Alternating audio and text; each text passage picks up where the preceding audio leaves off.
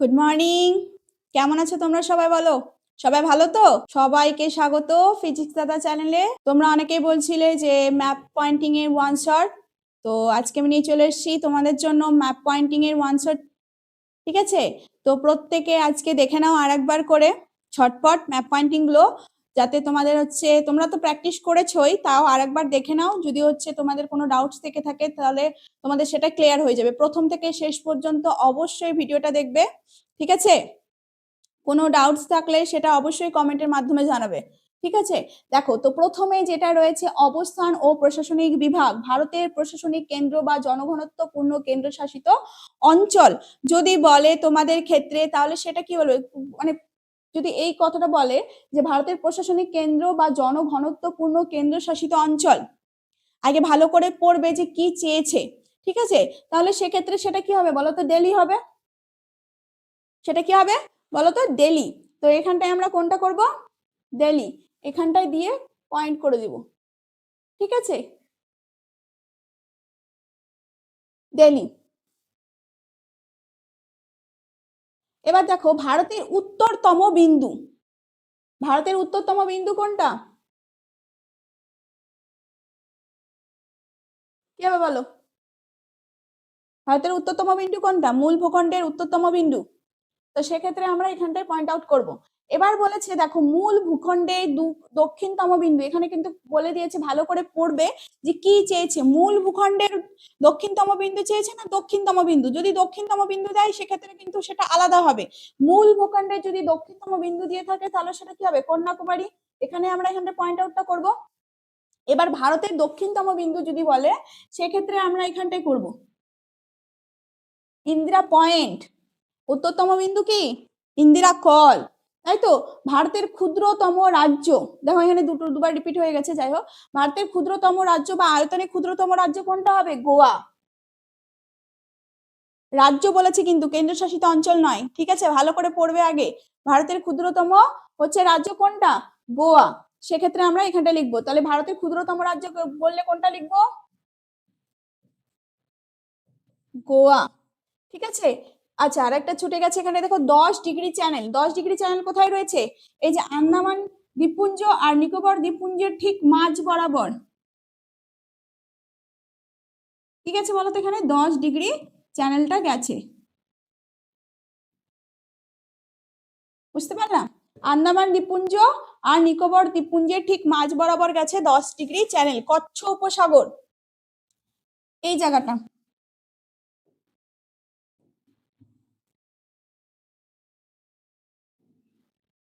এটা হচ্ছে কচ্ছ উপসাগর। এটা কি? কচ্ছ উপসাগর, ঠিক আছে? তারপরে দেখো খাম্বাত উপসাগর, এই যে জায়গাটা খাম্বাত উপসাগর,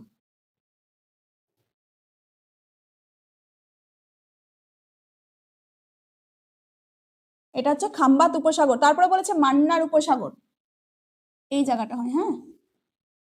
এটা কি বলতো? মান্নার উপসাগর। তারপরে বলেছে কচ্ছের রণ। কচ্ছের রণ কোনটা? এই যে এই জায়গাটা।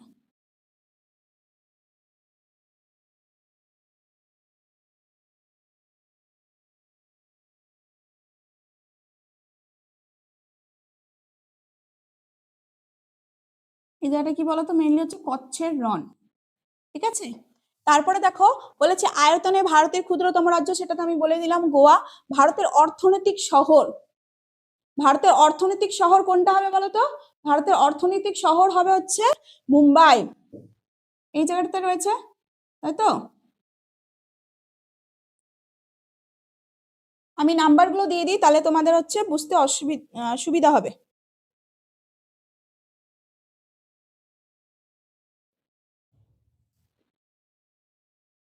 প্রথমে একটা হচ্ছে ভারতের প্রশাসনিক কেন্দ্র বা জনঘনত্বপূর্ণ অঞ্চল, এখানে দিলাম নাম্বার 1, ঠিক আছে? তারপর এটা ভারতের উত্তরতম বিন্দু, এখানে দিচ্ছি নাম্বার 2। তারপরে দেখো মূল ভূখণ্ডের দক্ষিণতম বিন্দু, এখানে হচ্ছে নাম্বার 3, এটাই আবার হচ্ছে এখানটায় আছে। তারপরে দিয়েছি দেখো,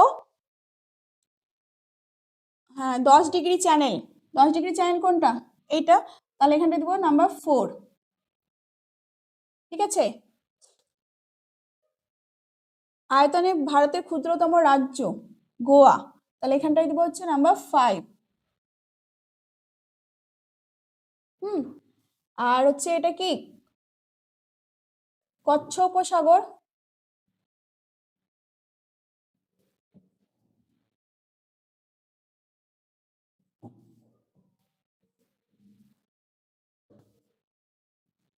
খাম্বাত উপসাগর, এটা কি মান্নার উপসাগর।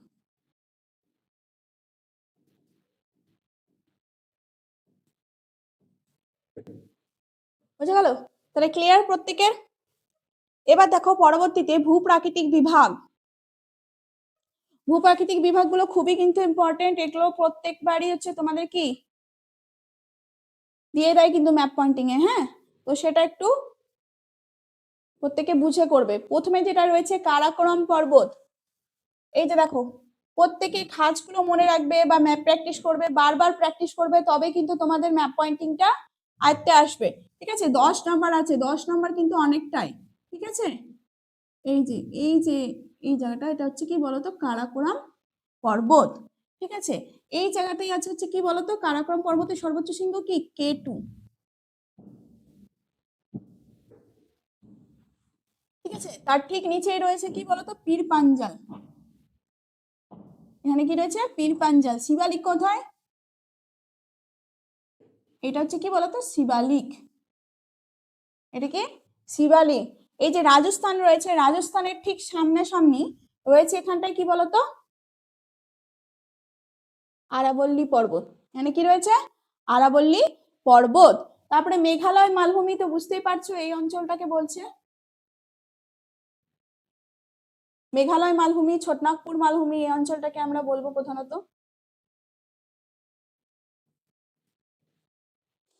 ঠিক আছে, তারপরে দেখো কি বলেছে যে বিন্ধ্য পর্বত,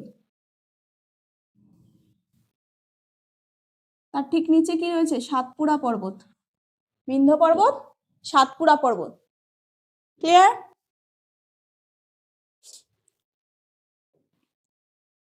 এই গেল ভূপ্রকৃতি। ঠিক আছে, এবার দেখো আচ্ছা এখানে আরেকটা পর্বত রয়েছে, সেটা হচ্ছে নীলগিরি পর্বত। এই যে এই জায়গাটাতে এখানটা কি রয়েছে বলতো নীলগিরি পর্বত। এবার দেখো উপকূল দিয়েছে দুটো। কেরালার যে উপকূলটা রয়েছে না, এই যে কেরালার যে এই উপকূলটা রয়েছে, এটাকে আমরা কি বলবো বলতো এই উপকূলটাকে আমরা বলবো হচ্ছে,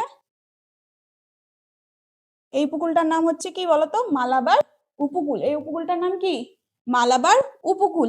আর এর তার ঠিক উল্টো পাশে তামিলনাড়ুর যে উপকূলটা রয়েছে, এই উপকূলটার নাম কি বলতো করমণ্ডল উপকূল। এই উপকূলটার নাম কি করমণ্ডল উপকূল। এই জায়গাতে কি বছরে 2বার বৃষ্টিপাত হয়ে থাকে। এই জায়গাটাতে কি বলতো বছরে 2বার বৃষ্টিপাত হয়ে থাকে। এই যেটা এটা হচ্ছে কি বলতো করমণ্ডল উপকূল। বুঝতে পারলাম? আর এখান থেকে এটা হচ্ছে কোঙ্কণ উপকূল, তারপরের উপকূলটা হচ্ছে কর্ণাটকের উপকূল। আর করমণ্ডল উপকূলে কি বছরে 2বার বৃষ্টিপাত হয়ে থাকে প্রধানত। ঠিক আছে, এবার পরবর্তীতে দেখি ভেম্বানাথ কয়েলগুলো যেগুলো রয়েছে, আমি হচ্ছে এক পরপর করিয়ে দিচ্ছি। কয়েলগুলো যেগুলো রয়েছে, কয়েল কোথায় রয়েছে বলতো এই যে এই জায়গাতে।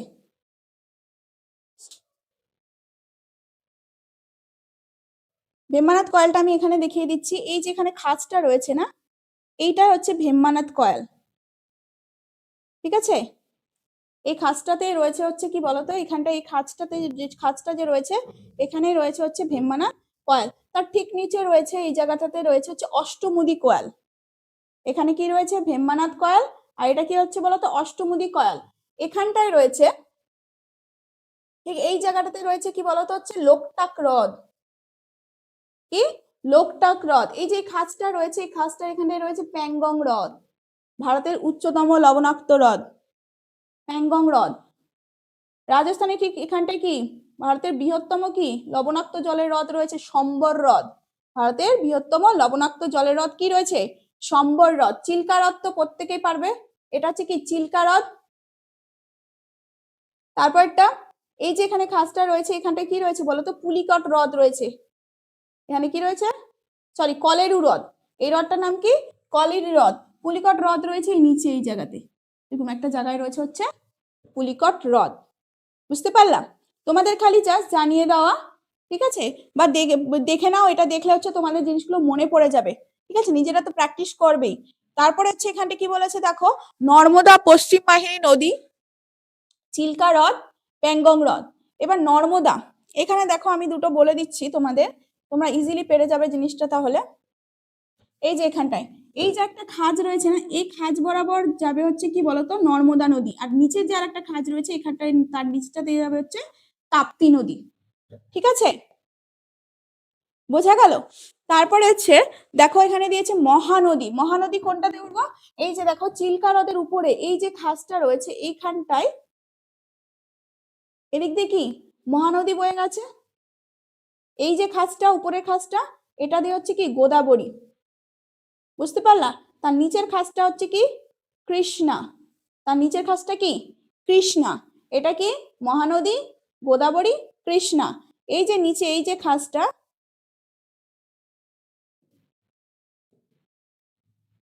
এই যে এখানে নিচে আর একটা খাজ রয়েছে, এইখানটা দিয়ে গেছে কি বলতো? কাবেরী। এখান দিয়ে কি কোন নদী গেছে? কাবেরী নদী। বুঝতে পারলা? এখানে দেখো স্বাভাবিক হ্রদগুলো দেওয়া রয়েছে। আচ্ছা, সবগুলো কি ক্লিয়ার হলো?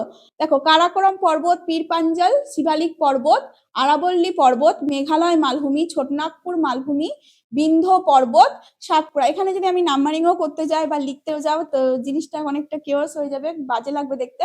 সেই জন্য আমি কিন্তু যখন পয়েন্ট আউট করলাম আমি কিন্তু বলে দিলাম মুখে, ঠিক আছে? তোমরা যখন প্র্যাকটিস করবে তখন কিন্তু নিজেরা দেখে নিবে, ঠিক আছে? এবার দেখো হচ্ছে জলবায়ু সংক্রান্ত অতি অল্প বৃষ্টিপাত যুক্ত অঞ্চল। তার আগে এখানে দেখো একটা আমি ছেড়ে গেছি, স্বাভাবিক উদ্ভিদ ও স্বাভাবিক উদ্ভিদটা আমি পরবর্তী যে পেজটা রয়েছে সেখানে করছি। দেখো জলবায়ু সংক্রান্ত অতি অল্প বৃষ্টিপাত যুক্ত অঞ্চল কোথায় হতে পারে? এটার সাথে কিন্তু স্বাভাবিক উদ্ভিদের কি রয়েছে? যোগাযোগ রয়েছে। যেখানে কি খুব কম বৃষ্টিপাত যুক্ত হবে সেখানে কি কোন ধরনের হচ্ছে স্বাভাবিক উদ্ভিদ হবে? প্রধানত হচ্ছে বলতো গুল্ম জাতীয়, জেরোফাইট জাতীয় যে উদ্ভিদগুলো হয়ে থাকে সেটা কোথায় হবে প্রধানত বলতো? কোন অঞ্চলটাতে হবে? এই যে এখানটায়, তাই তো, এখানে হবে। এবার হচ্ছে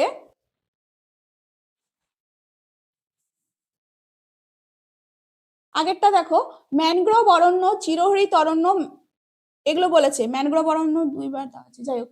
ম্যানগ্রোভ অরণ্য, ম্যানগ্রোভ অরণ্য কোথায় হবে? সুন্দরবন। এই যে এইখানটায় ম্যানগ্রোভ অরণ্য। এবার অনেক সময় এই কোশ্চিনটাও দিয়ে দেয়, সুন্দরবন ব্যতীত তোমাকে ম্যানগ্রোভ অরণ্য অনেক সময় দিয়ে দিতে পারে। সেক্ষেত্রে এই যে কৃষ্ণা, কাবেরী, এই যে অঞ্চলগুলো রয়েছে এখানেও কিন্তু হয় মহানদী, গোদাবরী। এখানে ভিতরকণিকা হচ্ছে কি ম্যানগ্রোভ অরণ্য রয়েছে। এই অঞ্চলগুলোতেও কি ম্যানগ্রোভ অরণ্য প্রধানত গড়ে ওঠে, ঠিক আছে? আর একটা যেটা রয়েছে চিরহরিত অরণ্য। চিরহরিত অরণ্য কোথায় গড়ে উঠবে প্রধানত বলতো? কোন জায়গাটাতে সব থেকে বেশি যেখানে বৃষ্টিপাত হয়? এই যে মালাবার উপকূলে, পশ্চিম ঘাট পর্বতের পশ্চিম দিকে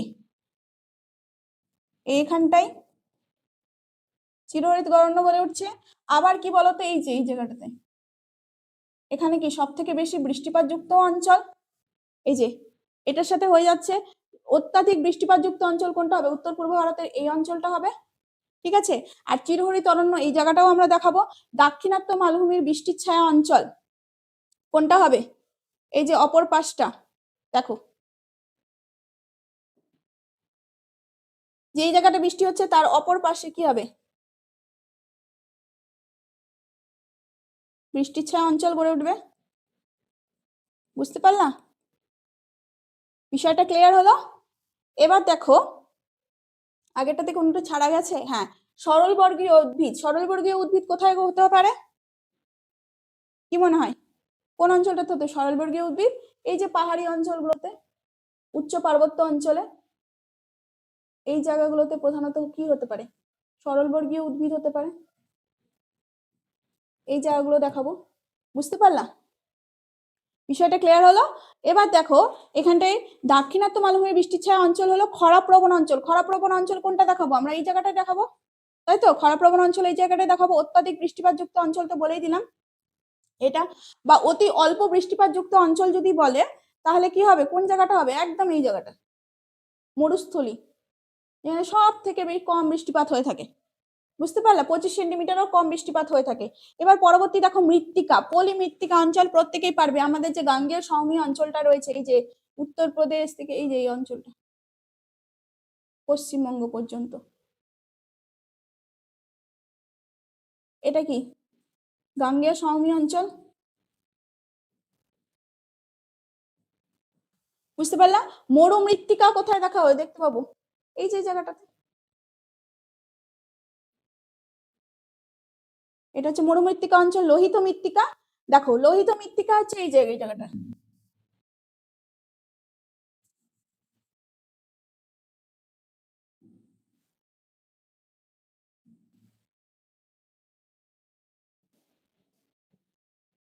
কি রয়েছে, লোহিত মৃত্তিকা অঞ্চল।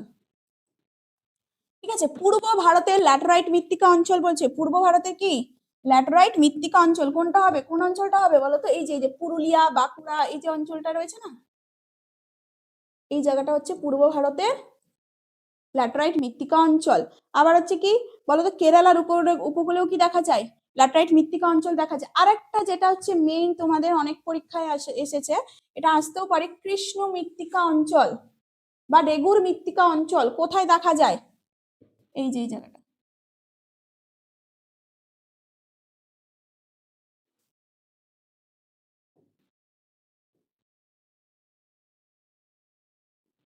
বা ব্ল্যাক সয়েল এই জায়গাটা হবে, তাই তো, কৃষ্ণ মৃত্তিকা প্রধানত কোথায়, এই জায়গাটাতে দেখা যায়। বুঝতে পারলা বিষয়টা, তাহলে হচ্ছে কি বললাম, মরু মৃত্তিকা কোথায় দেখা যায়, রাজস্থান মরুভূমি অঞ্চলে দেখা যায়। পলি মৃত্তিকা গাঙ্গেয় সমভূমি অঞ্চল। পূর্ব ভারতের ল্যাটেরাইট মৃত্তিকা যুক্ত অঞ্চল কোথায়, যে পুরুলিয়া বাঁকুড়া আমাদের পশ্চিমবঙ্গে, সেখানে কি দেখা যায়, মেনলি হচ্ছে ল্যাটেরাইট মৃত্তিকা দেখা যায়।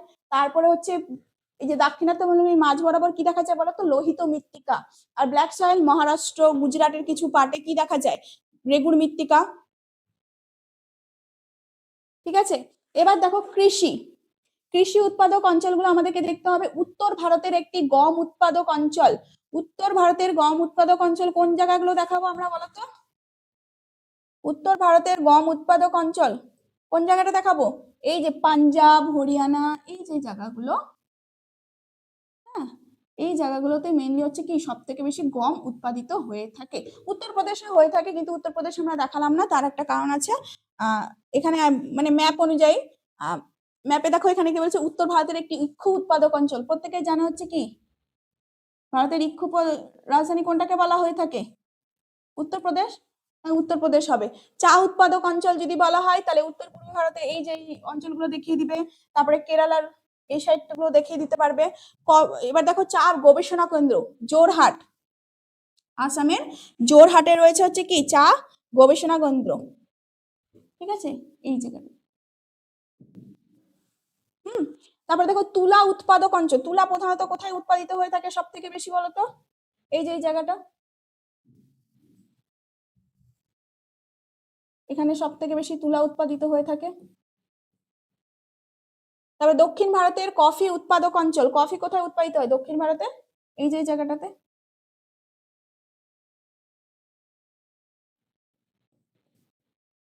নীলগিরি পার্বত্য অঞ্চলে কফি উৎপাদিত হয়। ধান উৎপাদক অঞ্চল, এটা তো পারবে গাঙ্গেয় সমভূমি অঞ্চলে, যে এই অঞ্চলটা, মানে পশ্চিমবঙ্গ এই জায়গাটা দেখাতে পারো তুমি, বিহার পশ্চিমবঙ্গ এই পার্টটাও দেখে দিতে পারো। হ্যাঁ, এটা হচ্ছে ধান উৎপাদক অঞ্চল। ঠিক আছে, এবার মিলেট কোথায় উৎপাদিত হয়, মিলেট, মিলেট কোথায় উৎপাদিত হয়, রাজস্থান, এই যে এই জায়গাগুলো। ঠিক আছে, এই জায়গাগুলো হচ্ছে মিলেট উৎপাদিত হয়ে থাকে। এই গেল হচ্ছে তোমাদের কৃষির মধ্যে, তোমাদের এগুলো হচ্ছে ইম্পর্টেন্ট, এগুলো তোমাদেরকে দেখে রাখতে হবে সবগুলো। হ্যাঁ, এবার দেখো আমরা শিল্পতে চলে যাব। ঠিক আছে, তো দেখো দক্ষিণ ভারতের ম্যানচেস্টার, দক্ষিণ ভারতের ম্যানচেস্টার কথাটা আগে পড়বে, ভারতের ম্যানচেস্টার দিয়েছে না দক্ষিণ ভারতের ম্যানচেস্টার দিয়েছে না পূর্ব ভারতের ম্যানচেস্টার দিয়েছে, না হচ্ছে কি উত্তর ভারতের ম্যানচেস্টার। প্রত্যেকটা কথায় কিন্তু প্রত্যেকটা উত্তরই কিন্তু আলাদা। উত্তর ভারতের ম্যানচেস্টার কি হবে? কানপুর। দক্ষিণ ভারতের ম্যানচেস্টার কি হবে বলতো? কোয়েম্বাটুর। দক্ষিণ ভারতের ম্যানচেস্টার কি হবে? কোয়েম্বাটুর। কোন অঞ্চলটা দেখাবো? এই যে এখানটায়। দক্ষিণ ভারতের ম্যানচেস্টার কি? কোয়েম্বাটুর। ভারতের ম্যানচেস্টার কি হবে? আহমেদাবাদ। ভারতের ম্যানচেস্টার আহমেদাবাদ। এই জায়গাটা দেখাবো। ভারতের রুর কাকে বলা হয়? ভারতের রুর আগে থেকে পড়েছো, আমাদের পশ্চিমবঙ্গে অবস্থিত দুর্গাপুর, তাই তো? এখানটায়।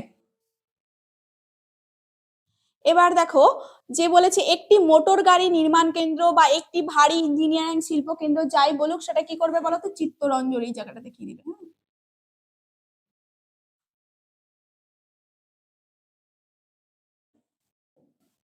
কোন জায়গাটা দেখাবে?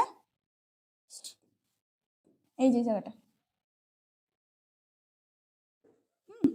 তারপরে বলেছে হাইটেক সিটি। হাইটেক সিটি কাকে বলে? হায়দ্রাবাদ। পূর্ব ভারতের তথ্য প্রযুক্তি শিল্প কেন্দ্র। পূর্ব ভারতের তথ্য প্রযুক্তি শিল্প কেন্দ্র কোথায় হবে? কলকাতা। কোথায় হবে? কলকাতা। হাইটেক সিটি কোথায় হবে? হায়দ্রাবাদ।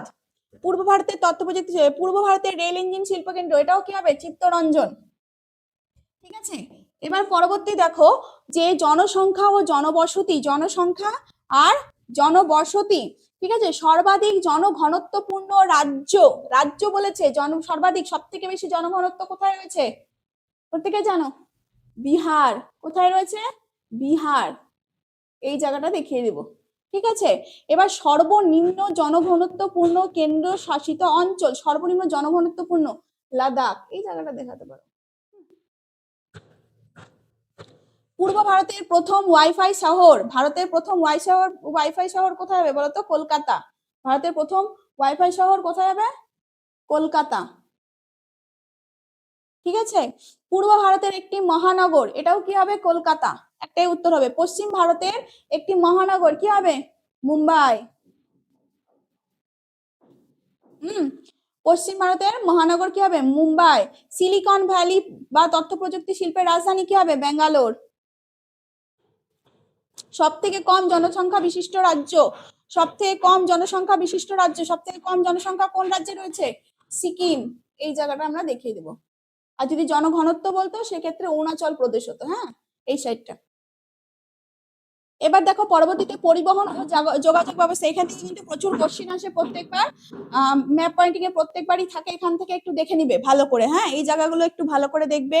আর হচ্ছে একটু টার্মগুলো দেখবে। ভারতের বৃহত্তম বন্দর, ভারতের বৃহত্তম বন্দর কি হবে বলতো? মুম্বাই হবে। এই যে, ঠিক আছে। বা পশ্চিম ভারতের একটি স্বাভাবিক বন্দর যদি বলে, এই যেখানে দেওয়া আছে দেখো, পশ্চিম ভারতের একটি স্বাভাবিক বন্দর, সেক্ষেত্রে মুম্বাই হবে। হাইটেক বন্দর, হাইটেক বন্দর কোনটা? নবসেভা। এখানেই রয়েছে। হ্যাঁ, নবসেভা। হাইটেক বন্দর কোনটা হবে? নবসেভা।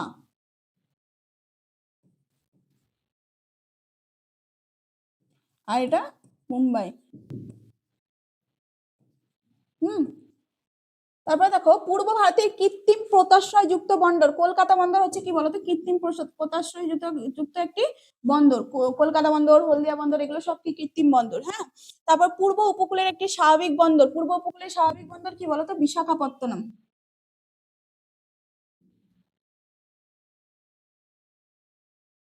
ঠিক আছে। এবার শুল্ক মুক্ত বন্দর, এটা কিন্তু খুব আসে। শুল্ক মুক্ত বন্দর কি বলতো? কান্ডালা। শুল্ক মুক্ত বন্দর কোনটা হবে? কান্দালা হবে। ঠিক আছে। শুল্ক মুক্ত বন্দর কোনটা হবে? কান্দালা। শুল্ক মুক্ত বন্দর কোনটা হবে? কান্দালা। বিশাখাপত্তনম এই জায়গাতে। এবার দেখো, পশ্চিম ভারতের একটি স্বাভাবিক বন্দর, এটা তো বলেই দিলাম, মুম্বাই। ভারতের বৃহত্তম আন্তর্জাতিক বিমানবন্দর কোথায় রয়েছে? কি হবে? কোনটা উত্তর হবে? দিল্লিতে রয়েছে ইন্দিরা গান্ধী ইন্টারন্যাশনাল এয়ারপোর্ট, তাই তো? তাহলে কোথায় রয়েছে? এটা দিল্লিতে রয়েছে। এই জায়গাটা আমরা দেখিয়ে দেবো। ঠিক আছে। ভারতের বৃহত্তম আন্তর্জাতিক বিমানবন্দর বললাম। এবার উত্তর পূর্ব ভারতের রেলের সদর দপ্তর কোথায় আছে? উত্তর পূর্ব ভারতের রেলের সদর দপ্তর কোথায় রয়েছে বলতো? কলকাতা। এটাও এইখানটায় দেখিয়ে দেবো। হ্যাঁ, ক্লিয়ার? তাহলে তাহলে ভারতের বৃহত্তম বন্দর কি বললাম? মুম্বাই। হাইটেক বন্দর নবসেভা। পূর্ব ভারতে কৃত্রিম পোতাশ্রয় যুক্ত বন্দর কোনটা হবে বললাম? কলকাতা। পূর্ব উপকূলের একটি স্বাভাবিক বন্দর, পূর্ব উপকূলের স্বাভাবিক বন্দর কি? বিশাখাপত্তনম দেখাতে পারো।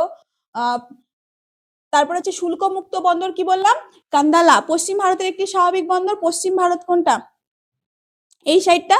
তো সেক্ষেত্রে আমরা কি দেখাবো, মুম্বাই দেখাতে পারি, নবসীমা দেখাতে পারি, ঠিক আছে, আবার কান্দালাও দেখাতে পারি, এটাও পশ্চিম ভারতের মধ্যেই পড়ছে। ভারতের বৃহত্তম আন্তর্জাতিক বিমানবন্দর কি বললাম, ইন্দিরা গান্ধী ইন্টারন্যাশনাল এয়ারপোর্ট, তাই তো। তো সেটা কোথায় রয়েছে, দিল্লিতে রয়েছে। উত্তর পূর্ব রেলের সদর দপ্তর কোথায়, কলকাতা। তাহলে পুরোটা তোমাদের হচ্ছে কি আরেকবার মনে করিয়ে দিলাম সবকিছুই, যে ম্যাপ পয়েন্টিং এর কোন কোন বিষয়টা তোমাদের ইম্পর্টেন্ট, সবকিছুই করবে। কোনো কিছু যদি ছুটে যেয়ে থাকে তোমরা কমেন্টের মাধ্যমে জানাবে। আর তোমাদের তো হচ্ছে কি, তোমাদের ফিজিক্স দাদা চ্যানেলে কি দেওয়া আছে, তোমাদের হচ্ছে সবকিছু যেগুলো হচ্ছে ইম্পর্টেন্ট সেগুলো হচ্ছে কিন্তু তোমাদের সাজেশন দেওয়া আছে, সেখান থেকে সবগুলোই কিন্তু খুবই ইম্পর্টেন্ট, সেগুলো সবই প্র্যাকটিস করতে হবে। তোমরা ফিজিক্স দাদা অ্যাপে সেই হচ্ছে কি সাজেশনের যে পিডিএফ ফাইলটা সেটা কিন্তু পেয়ে যাবে, ঠিক আছে। তো এই ছিল তোমাদের আজকের ক্লাস। আশা করি তোমরা প্রত্যেকে উপকৃত হয়েছো। তো দেখা হচ্ছে পরের ক্লাসে। তোমরা আর কোন বিষয়ের উপরে, কোন মানে কোন চ্যাপ্টারের উপরে ওয়ান শট ভিডিও চাও সেটা কিন্তু অবশ্যই কমেন্টের মাধ্যমে জানাবে, ঠিক আছে। প্রত্যেকে ভালো মতো প্র্যাকটিস করো, ম্যাপ পয়েন্টিং যতগুলো করালাম ঠিক আছে, সেগুলো কিন্তু প্রত্যেকে ভালো করে প্র্যাকটিস করো। চলো, টাটা।